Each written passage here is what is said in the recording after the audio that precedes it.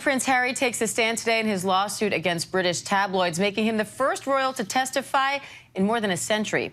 Harry is accusing the tabloids of hacking his phone and sending private investigators after him, but the defense says Harry has no proof. Foreign correspondent James Longman joins me now from outside the court in London. James, what can you tell us so far about Harry's testimony and how this is all expected to play out? Diane, it's been fascinating, actually, listening to it. I mean, first of all, this is the first time a royal of Harry's status has been on the witness stand in the Royal Courts of Justice in more than 130 years. So it's quite something to watch him being cross-examined by a barrister. This isn't a Netflix documentary. This isn't a statement put out by he and his wife with their version of events. This is very much him in the witness stand having to defend the claims he has made. And so far, the barrister, from what we're listening to, has basically made a lot of effort to methodologically go through every single claim that he's made and pick them apart.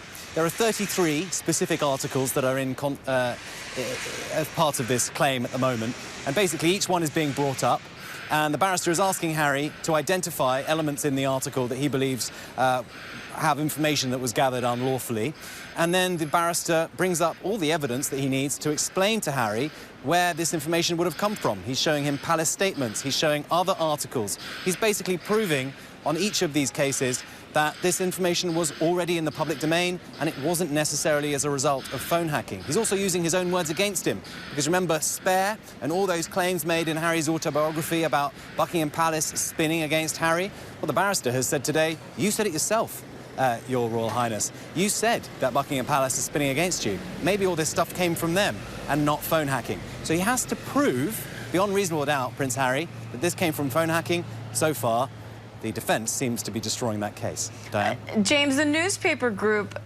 involved here has previously admitted to phone hacking, and they paid out large settlements. In this case, they're denying they ever did this to Harry. What's the key to the defense?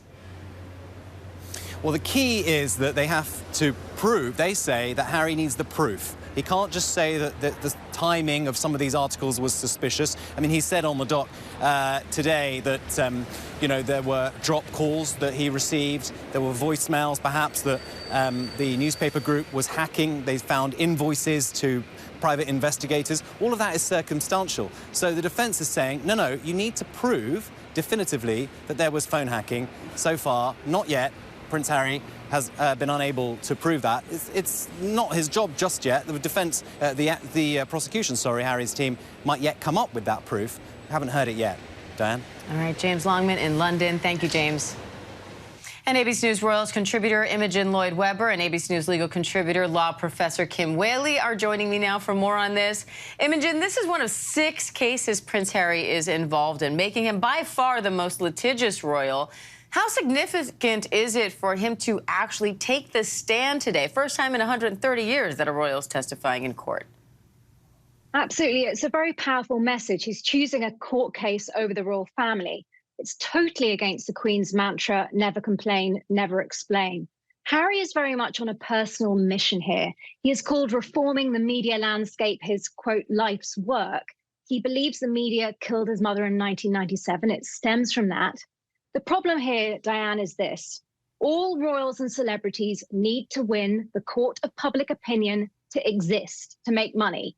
And it is very hard to do that without the press, who Harry is currently taking to court.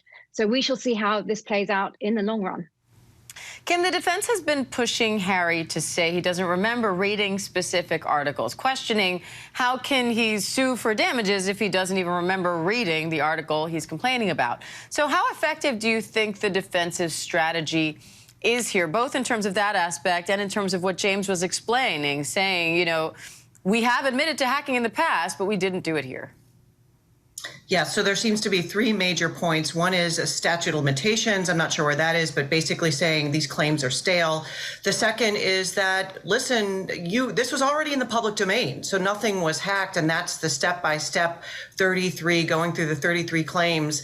We have to see what additional information Harry can come up with. I'm sure it's not just his testimony, because obviously the source of this information is going to be important, not just how it affected him. And then, as you indicated, the last piece is the damages is, listen, did this really affect you? I think, as Imogen mentioned, this is kind of a big deal, not just for the royal family, but for Harry himself. He's going on the witness stand, getting cross-examined as to his pain relating to what he perceived to be the intrusions on his privacy, the damage to his family, going all the way back to his 12th birthday with Princess Diana.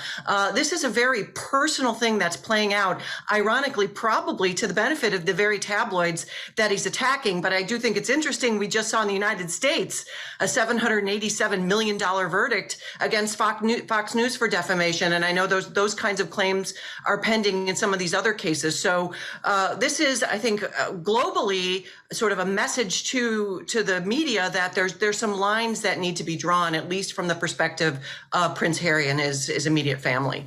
Imogen, for Prince Harry, why do all this and go through all this? What's his mission here? His mission fundamentally is he wants to change the media landscape. Whether or not that's going to work, we will see. There is a reason that we've not seen a royal testify for more than 130 years on the witness stand. You can't control that environment. There's no safety net under cross-examination. There's no bowing and scraping. Other lawsuits have settled, including William's, the Prince of Wales. The questioning today has apparently reportedly been forensic. Reports say in the back and forth with the lawyer for the newspaper group, Harry appeared uneasy and at times didn't have a grasp of all the evidence around his case.